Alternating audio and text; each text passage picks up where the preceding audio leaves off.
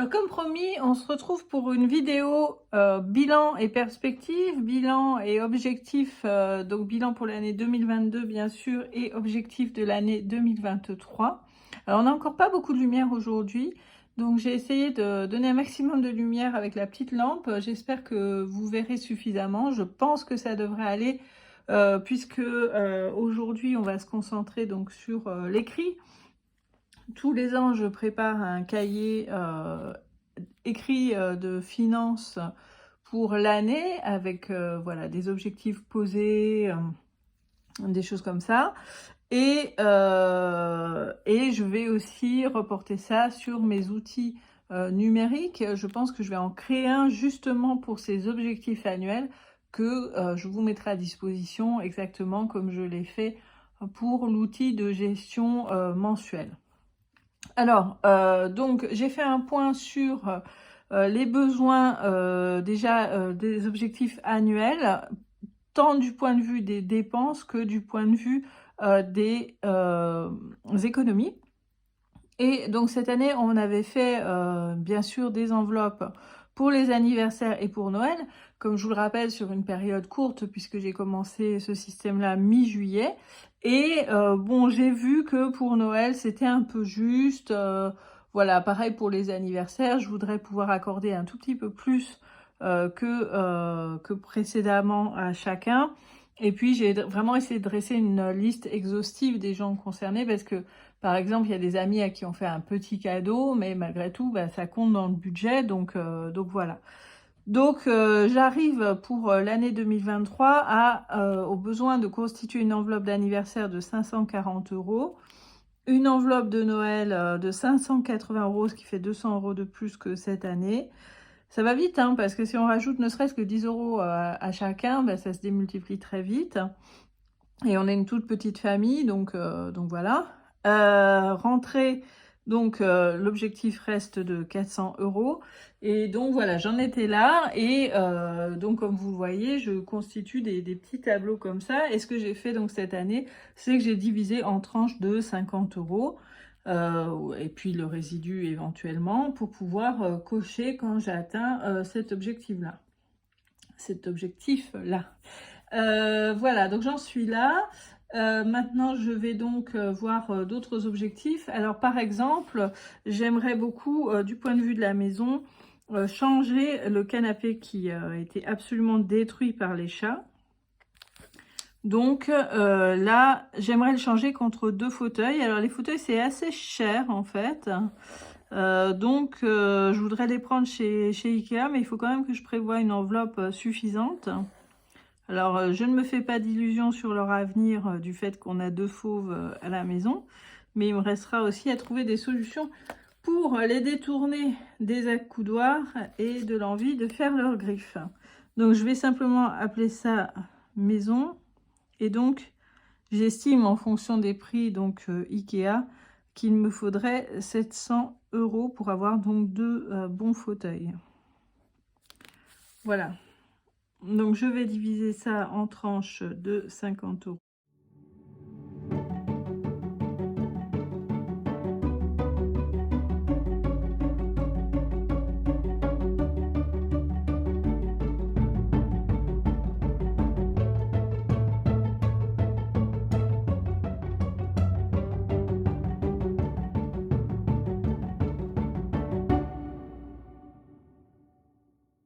Voilà.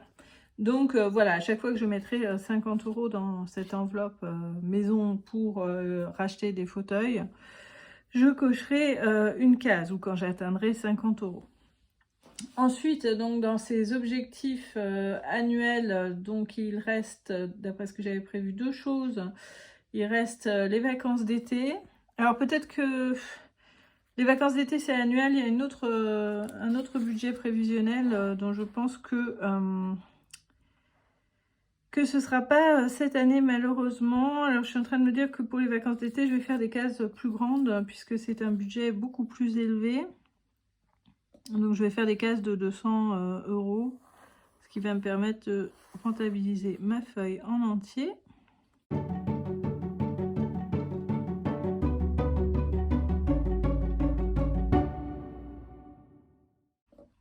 Alors pourquoi je dis vacances d'été? Parce qu'on part donc au ski là au mois de février.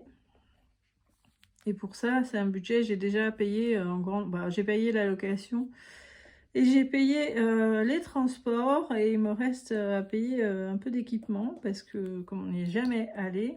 Non, j'ai fait 6 cas, c'est pas grave.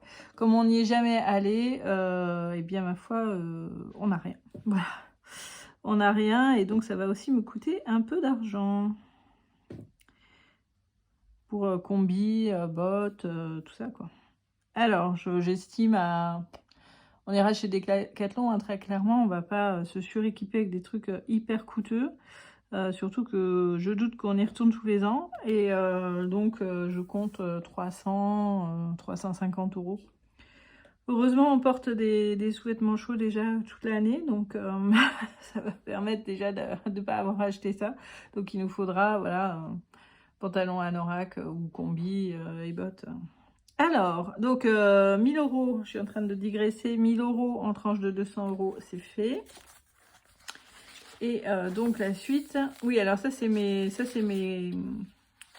feuilles de suivi mensuel parce que je les ai, enfin j'avais commencé à les faire il y a 3 ans par écrit et donc je continue en doublon du numérique, on ne sait jamais ce qui peut se passer avec le fichier numérique, donc je continue en doublon, voilà.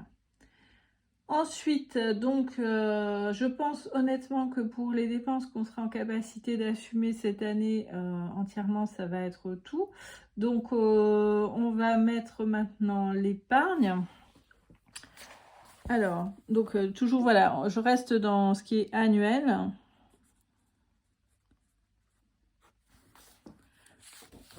Donc là, j'avais précisé dépenses et là, donc, c'est l'épargne. Donc, il y a deux fonds d'épargne sur vraiment sur l'année, hein. Là je parle des objectifs annuels que sont le fonds de secours et le fonds d'urgence. Donc sur le fonds d'urgence, mon objectif est d'atteindre en tout donc on avait dit hein, un salaire complet.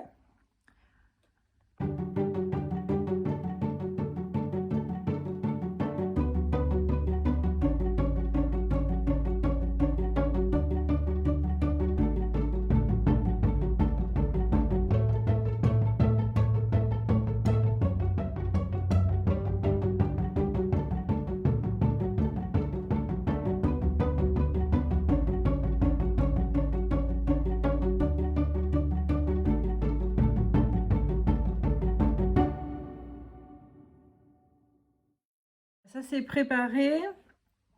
Donc c'est le temps d'abord de faire le bilan annuel du coup en revenant sur ces dépenses prévisionnelles et sur ce qu'on a déjà pour le fonds d'urgence et pour le fonds de secours. Donc concernant donc les anniversaires, vous savez que j'ai une enveloppe qui est ouverte déjà et donc on en est à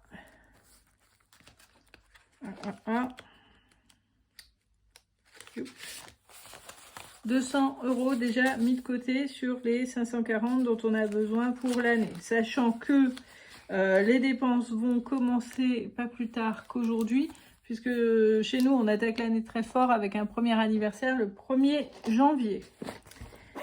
Donc je vais prendre un petit, j'aurais préféré un crayon de couleur qu'un feutre, au cas où je me trompe. Bon, bah c'est pas grave, je vais griser, puis je ferai différemment après. Donc, nous avons dit que nous avons 200 €. Ça, c'est le genre d'enveloppe que je pense faire glissante, en fait.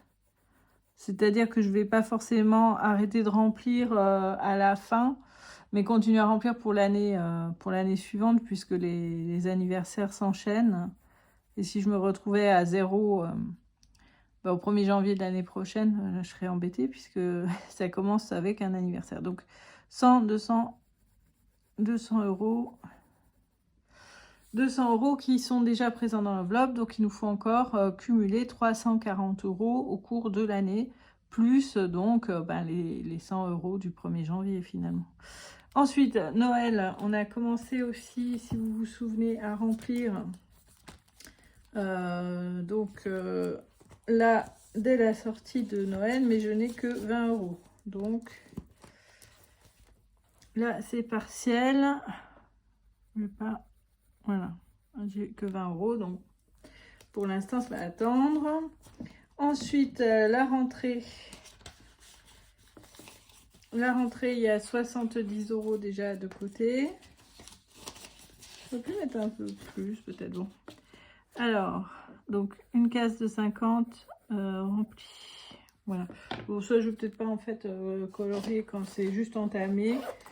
Si par exemple j'arrive à 30, je colorierai celle-là. Enfin, vous voyez, vous comprenez l'idée. Et ensuite, ce sera par tranche de 50. Donc, la rentrée, j'ai une tranche de 50 et un petit bout. Voilà, la maison. La maison. On a 60. Ça, c'est quelque chose, pour l'instant, j'ai cumulé sans y toucher. J'ai pas mis beaucoup, mais il va falloir accélérer du coup, si on veut atteindre cet objectif. Donc 50. Pour les vacances, je ne sais plus, je crois que j'ai mis quelque chose. Oui. Donc on va essayer de ne... Je sais pas comment on va faire, c'est très sincèrement... de toute façon, c'est pas complet. Donc il y a 100 €, mais je sais pas si ça va pas servir pour l'équipement de ski en priorité, puisque c'est ce qui vient en premier. Et ensuite, ça va être tendu hein, pour atteindre l'objectif. Je vous cache pas là. On va voir. On va voir. Projet d'hiver, ça, je laisse, ça n'a rien à voir. Voilà, ensuite viennent la question du fonds d'urgence et du fonds de secours. Alors, comme je vous l'avais dit, et c'est pour ça que j'avais interrompu ma vidéo la dernière fois, juste avant, pour pouvoir faire ce bilan. Comme je vous l'avais dit, j'attendais mes primes de fin d'année. J'ai eu des cours qui ont été payés, puisqu'ils sont payés en fin de semestre. Et donc, on a pu atteindre, roulement de tambour, la somme de 1500 € sur le fonds d'urgence. Alors, mon objectif, c'est d'avoir un mois, grosso modo, de dépenses et de besoins alimentaires sur ce fonds d'urgence. Donc, l'idée serait d'atteindre cette année 2000 €. 2000 €, après quoi je stoppe. Donc, ça veut dire, puisqu'on a déjà 1500 €, que pour cette année, il nous faut économiser 500 € de plus. Alors, je sais...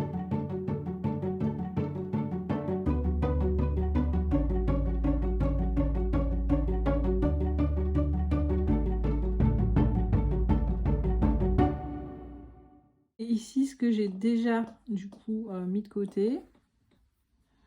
Sachant que là, ça y est, j'en ai envoyé une partie à la banque, hein, parce que ça faisait trop d'argent liquide à la maison.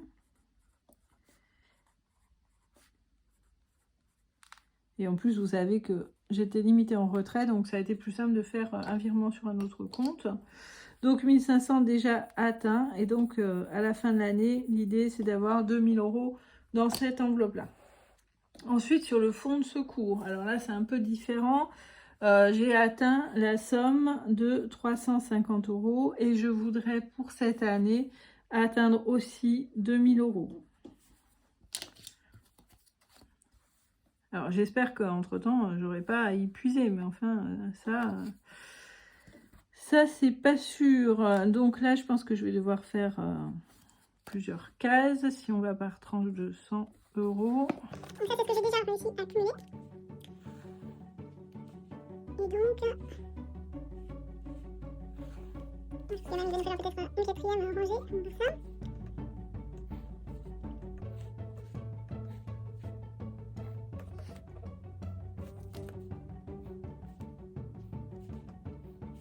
Donc 100, 200, 300, 400, 500, ce qui fera 850.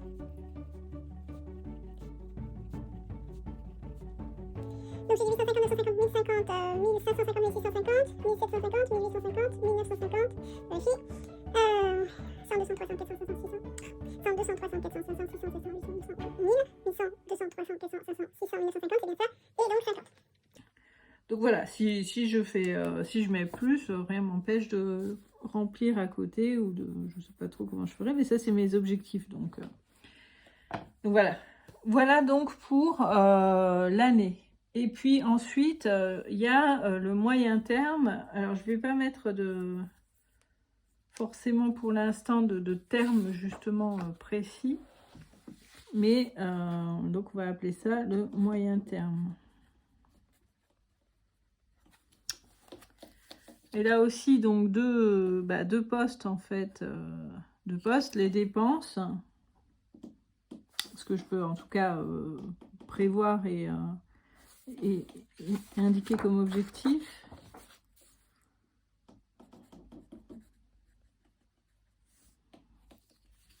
Et donc là, ça concerne la santé. Je vous l'avais dit il y a un petit moment, il faut que vraiment que je fasse des frais de dentiste. Mais il y en a pour, il y en a pour un peu, quoi.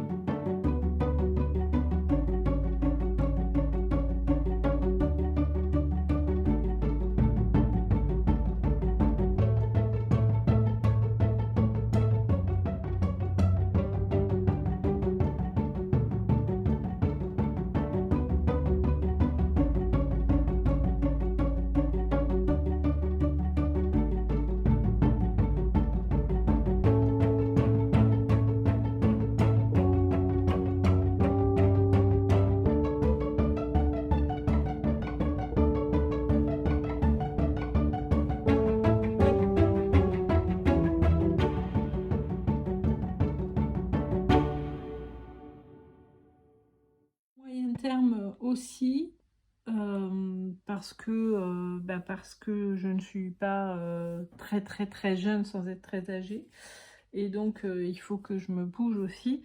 Vous le savez, donc ça c'est pour l'instant, c'est de l'épargne, même si c'est une dépense à terme. Je sais pas si je le mets du coup dans dépenses ou dans épargne. L'objectif c'est de constituer un apport pour une maison, donc ça je pense que je vais le mettre oui dans les dépenses. Bon, du coup c'est plutôt de la dépense à long terme, donc je vais mettre quand même en épargne. Allez, peu importe, le résultat est le même au final. Donc là, alors il ne s'agit pas d'acheter mon habitation principale, hein, parce que je vous vois venir à faire des bons sur le montant ridicule que je vais indiquer. Il s'agit vraiment d'acheter une résidence secondaire, donc pas trop chère, éventuellement de faire des travaux à l'intérieur, et voilà quoi. Parce que ma résidence principale, tant que je vis à Paris, avec mes revenus, c'est pas possible. Alors, ça ne veut pas dire que j'ai pas ces objectifs de relever mes revenus, ça on va y revenir après. Mais voilà, pour l'instant, pour ce qui est d'une acquisition, je connais mes limites. Et donc l'idée c'est de faire un fonds de 10 000 euros.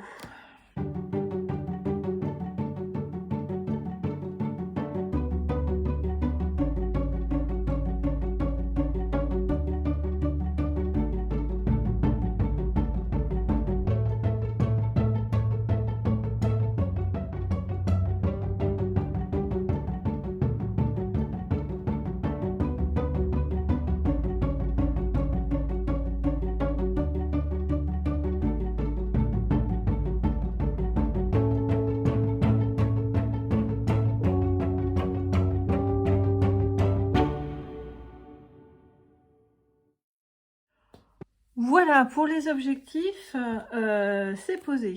Et le bilan, donc, on l'a fait ensemble, donc, pour 6 mois d'épargne, en comptant donc les primes de fin d'année qui sont venues avec le salaire de janvier, mais enfin, pour 6 mois d'épargne, pas tout à fait, hein, août, septembre, octobre, novembre, décembre, 5 mois et demi d'épargne, on a atteint 1 850 euros, donc on peut dire que c'est quand même une bonne année pour nous, surtout que c'est surtout la première année où on fait des économies, et surtout de cette ampleur. Donc ça, voilà. À quoi ça tient? Ça tient à deux choses. La première, c'est à plusieurs choses. La première, c'est cette gestion donc par système des enveloppes qui, c'est certain, a vraiment révolutionné notre manière de gérer le budget et notre rapport à l'argent, parce que d'une part, on a économisé plus, géré mieux, mais aussi on s'est accordé plus de dépenses finalement et de plaisir qu'avant. Pourquoi? Parce que comme chaque budget est géré, quand il y a une envie, un besoin, il y a un fonds qui est prévu pour ça. Et donc, voilà, c'est pas des dépenses un petit peu anarchiques où tout va passer essentiellement dans l'alimentation, dans un achat bricole, à droite, à gauche, et puis on sait plus, puis au final, on n'a plus rien. Pourquoi, comment ça se fait, je ne sais pas, mais en tout cas, ça fonctionne. On dépense finalement plus pour nos plaisirs et nos loisirs, et parallèlement, on économise tout court déjà, et plus certainement qu'on aurait pu le faire en ne procédant pas comme ça. Donc ça, c'est déjà la base. D'autre part, mais du coup, je me suis perdue. Oui, ça tient aussi au fait que mon salaire a augmenté en cours d'année, puisque j'ai évolué dans ma carrière et qu'on a une revalorisation au niveau de mon administration, parce qu'on était payé bien moins que dans les autres administrations similaires. Donc ça, c'est un point aussi très important qui a forcément changé la donne.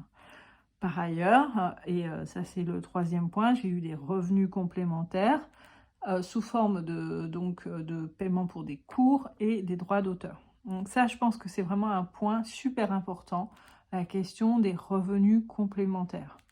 Ça a vraiment largement contribué voilà, à nourrir ces fonds d'épargne. Alors, du point de vue des perspectives, évidemment, l'idée, c'est de continuer à avoir ces apports complémentaires. L'idée, c'est aussi de continuer à améliorer ma base de salaire, et mon idée, c'est de diversifier mes sources de revenus au-delà des cours et des droits d'auteur qui proviennent de mon travail, finalement exactement comme un travail, comme mon travail salarié. Tout ça, ça provient de mon travail. Donc tout ça, c'est la même source pour moi. C'est celle du temps que je passe et pour lequel je suis rémunérée. L'idée maintenant serait de réussir à obtenir des revenus complémentaires provenant d'autres ressources, et aussi éventuellement de diversifier les revenus provenant de mon travail. J'explique. Vous le savez, en cours d'année, j'ai vendu quelques œuvres, voilà, puisque j'ai une pratique artistique de loisirs, et j'ai pu vendre quelques œuvres. Voilà, ça m'a rapporté 100 et quelques euros, c'est pas énorme, mais je voudrais développer cette activité. Ça, pour moi, ça reste apparenté à un travail, puisque c'est du temps passé, contre lequel je suis rémunérée. Après, ça se comptabilise pas en salaire horaire. C'est tout à fait différent. Voilà, une activité artistique, c'est tout à fait différent. Si je comptais en heures, ce serait absolument ridicule. Mais à la fois, ça me fait plaisir d'avoir cette activité-là, et ça me fait extrêmement plaisir de pouvoir vendre quelques pièces et du coup être rémunérée en échange. Bon, ça paye du matériel, ça fait un petit bonus, mais voilà. Donc ça, c'est un point, ça peut être à la marge, ça dépend de moi aussi, hein, ça dépend des moyens que je me donne pour développer cet aspect-là. Ensuite, la deuxième partie, la deuxième chose que j'envisage pour élargir nos sources de revenus, ce sont les investissements. Il faut absolument que je trouve un moyen de rentabiliser cet argent qui dort, entre guillemets, qui est en attente, dont on n'a pas besoin au quotidien, qui est là et qui peut tout à fait travailler pour nous. Alors, c'est pas beaucoup, mais voilà, on peut quand même essayer d'en retirer quelques menus monnaie. Alors, si on pense à ça, par exemple, sur un simple livret, ça peut ramener donc 20, 30 euros. Bon, c'est rien, 30 euros, mais en même temps, moi, si on me les donne, je les prends. Voilà, ça, c'est la base qu'il faut toujours avoir en tête. Si on vous le donne, prenez-le. Vous verrez bien ce que vous en ferez après. Voilà. Donc, voilà un petit peu pour les objectifs et puis pour un bilan. Alors, est-ce qu'on aurait pu faire mieux cette année? Oui, évidemment qu'on aurait pu faire mieux, puisque déjà, on a commencé à la moitié de l'année. Donc, il y a eu la moitié de l'année où c'était encore cette gestion complètement erratique. Et puis, voilà. Donc, déjà, on va voir là ce que ça va donner sur une année complète. Donc, j'ai hâte, très sincèrement, de vous donner rendez-vous en décembre 2023, si tout se passe bien du point de vue de la politique internationale, pour pouvoir faire ce bilan annuel. Et d'ailleurs, tiens, en parlant de politique internationale, je trouve ça en plus assez rassurant d'avoir un petit pécule de côté au cas où les choses tournent au vinaigre, que ce soit sur le plan économique ou autre, parce que bah, ça permet de se dire on n'est pas complètement sans rien s'il y a des événements indésirables qui arrivent. Voilà. Voilà. Parenthèse fermée. Ah oui, dans les dépenses, je me rends compte en vous parlant que j'ai pas mis les vêtements. Bon, bah, ça reste une enveloppe qu'on nourrit au fur et à mesure. Mais c'est vrai qu'il faudrait qu'on fasse au moins un mois une plus grosse enveloppe pour continuer à se rhabiller, puisque bah, la situation de ce côté-là n'est pas brillante. Voilà, mais ça, c'est autre chose. Voilà, bah écoutez, je pense qu'on est arrivé au bout de ce bilan. Ça fait presque une demi-heure que je vous parle. Je pense que je vais accélérer certaines parties où je fais mes petits graphiques là. Mais voilà, donc bah écoutez, j'espère que ça va vous inspirer. Je vais donc construire cet outil en version numérique hein, pour que vous puissiez à votre tour l'utiliser. Et puis, ben, il me reste à vous souhaiter de votre côté une bonne fin d'année, voire même une très bonne année à venir. Je pense que oui, je ferai une petite vidéo bilan de la semaine, et encore c'est même pas sûr, parce que voilà, il n'y a rien eu de fantastique, si ce n'est qu'il est temps de faire les courses, parce que les courses de Noël avaient largement mordu dans le budget course de la semaine. Voilà, j'aurais rien d'extraordinaire à vous dire de plus, donc je pense qu'on va passer sur cette vidéo-là. Et on se retrouvera donc à l'issue de la première semaine de janvier. Donc ça doit être le 5-6, quelque chose comme ça, 6. Voilà, donc bonne préparation de votre côté pour cette année qui vient. Ceux qui se mettent au système des enveloppes, eh bien, bienvenue. Je vous assure que ça en vaut la peine. Contrairement à certains, j'ai pas fait une année entière prévisionnelle en doublon de cette première demi-année. Vous voyez que j'ai plutôt un système glissant, mais qui fonctionne aussi très très bien. Je parle en système glissant, surtout pour les enveloppes annuelles. Voilà, donc ça marche aussi. Hein, donc vous n'êtes pas obligé de vous mettre à la peine pendant un an à faire un double enveloppe en fait. Ça peut très bien marcher comme ça. Si vous n'êtes pas encore abonné, abonnez-vous. Si je ne le dis pas, l'algorithme enterre ma vidéo, donc je le dis. Donc abonnez-vous, likez, partagez, activez la cloche, commentez, tout ça, tout ce qui fait que l'algorithme eh bien, nous rend un petit peu plus visible et du coup nous permet de partager davantage tous ensemble, comme une communauté que nous formons. Nos idées, nos objectifs, nos trucs et nos astuces. Et puis j'espère pouvoir vous tenir au courant des résultats des éventuels investissements réalisés au cours de l'année et continuer donc à partager avec vous de plus en plus d'idées et de moyens de parvenir à atteindre nos objectifs. À très bientôt, j'arrête de bavarder.